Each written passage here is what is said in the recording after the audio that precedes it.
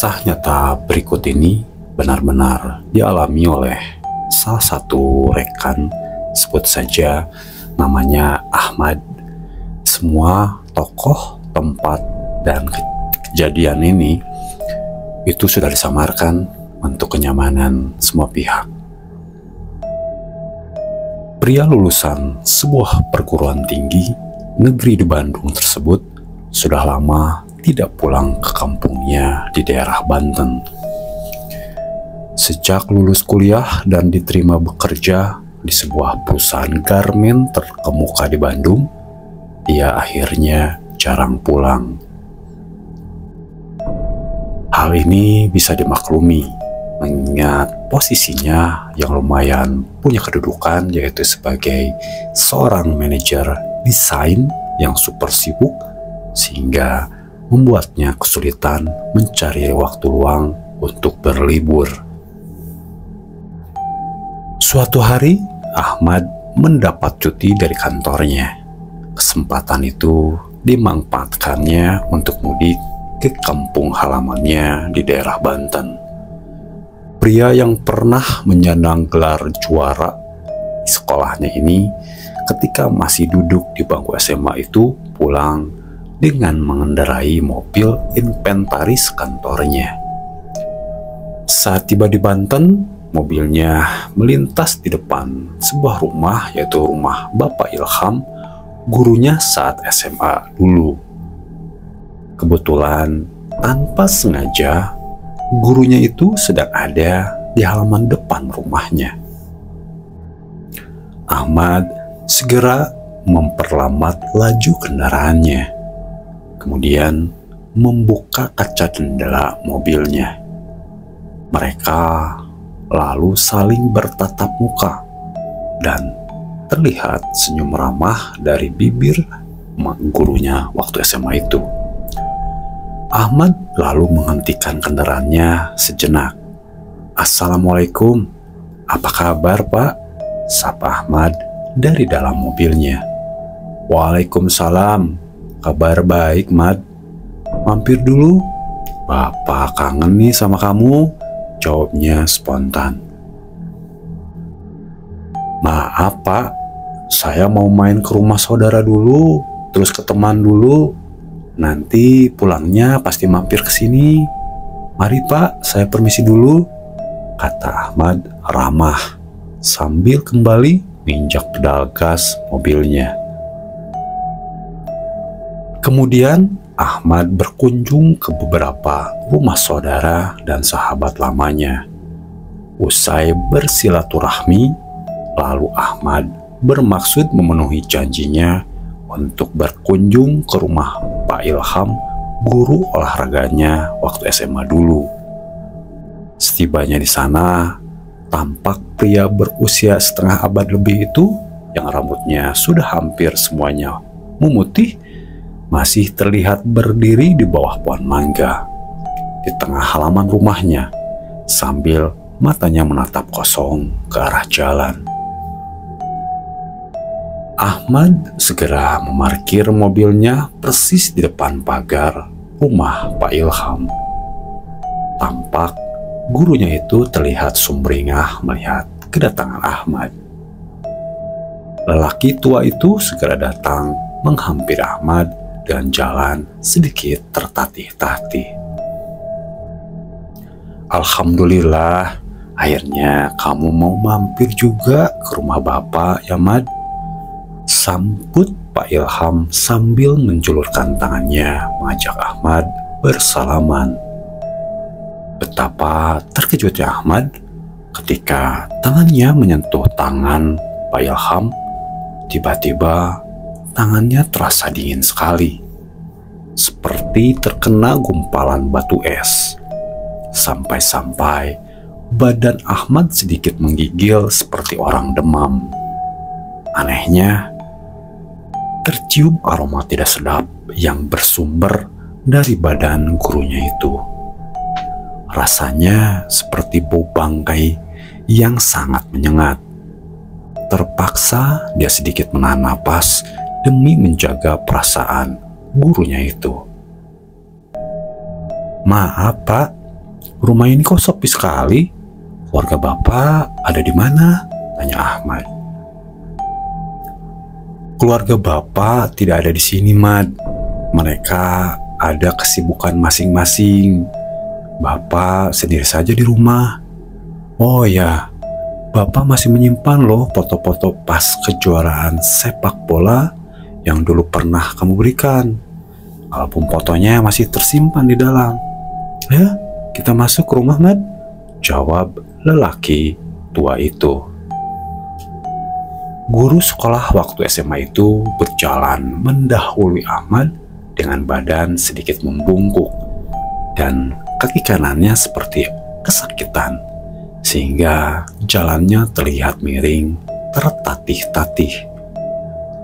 Anehnya, pria itu berbelok ke arah samping rumah, tidak melalui masuk pintu depan rumah. Ahmad segera mengikuti sambil tangannya memegang hidungnya untuk menahan rasa bau yang sangat menusuk hidung. Mereka lalu masuk lewat pintu samping yang tidak dikunci. Pria itu menunjukkan sebuah album foto yang tersimpan di meja ruang tengah. Album foto yang pernah diberikannya sebagai kenang-kenangan saat menjuarai sebuah turnamen sepak bola antar SMA dulu. Ada juga beberapa foto keluarga dan berbagai macam lukisan yang menghiasi ruangan itu. Pak Ilham mempersilahkan Ahmad untuk duduk. Kemudian dia pergi begitu saja ke lantai atas. Beberapa saat lamanya, Ahmad dibiarkan sendiri di ruangan itu sendirian. Suasananya terasa agak aneh. Ada perasaan sepi dan semilir angin yang masuk terasa dingin sekali. Dan bau busuk masih menyengat hidung. Sambil menunggu Pak Ilham, Ahmad hanya berdiri sambil memandang beberapa foto yang ada di dinding rumah itu. Sudah setengah jam berlalu, namun tidak ada tanda-tanda kalau Pak Ilham akan turun ke bawah.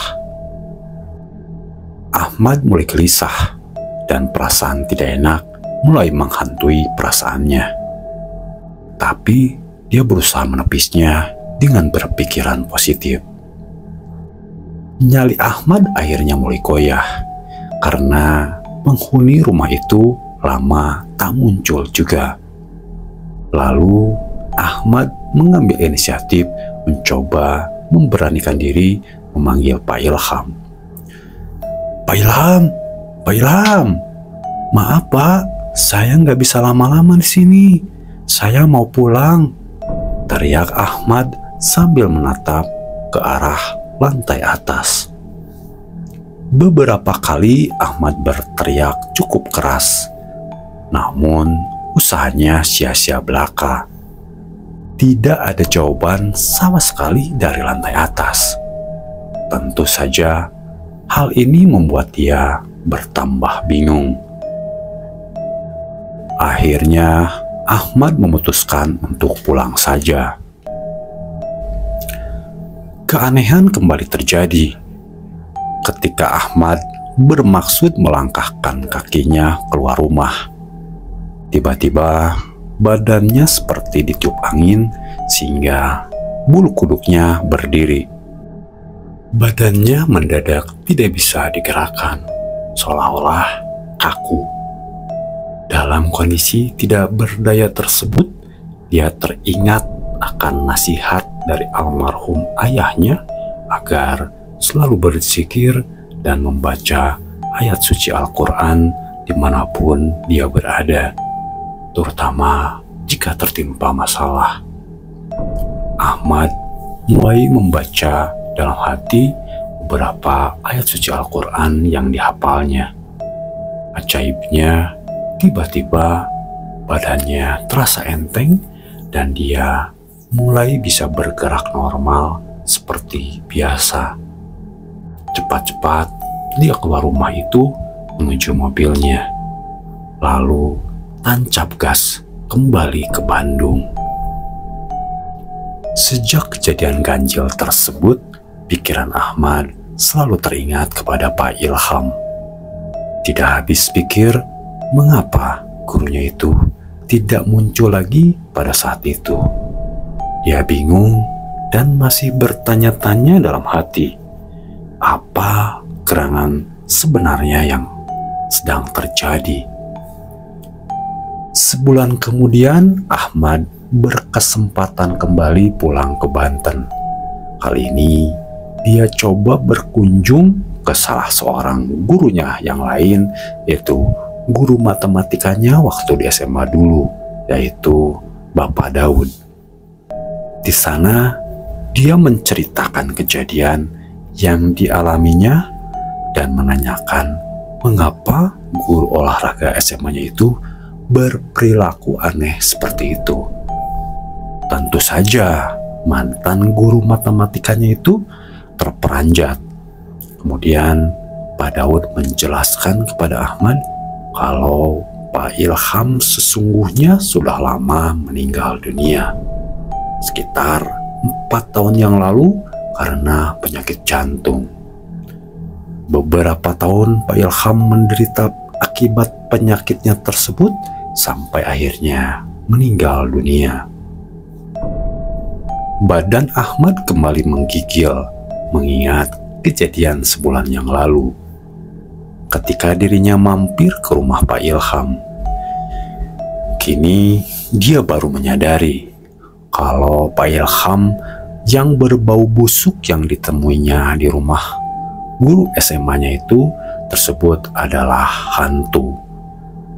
Sepulang dari rumah guru matematikanya itu, Ahmad segera berziarah ke makam Pak Ilham untuk mendoakan agar arwahnya diterima dengan baik di sisi Allah Subhanahu wa Ta'ala.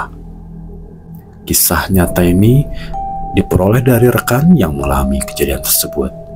Nama yang ada di dalam kisah bukan nama sebenarnya, melainkan nama samaran, maupun tempat pun sudah disamarkan demi menjaga privasi yang bersangkutan.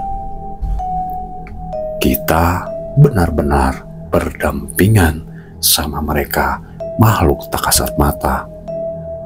Dan masih banyak hal-hal di luar nalar yang mungkin belum bisa dipecahkan secara logika.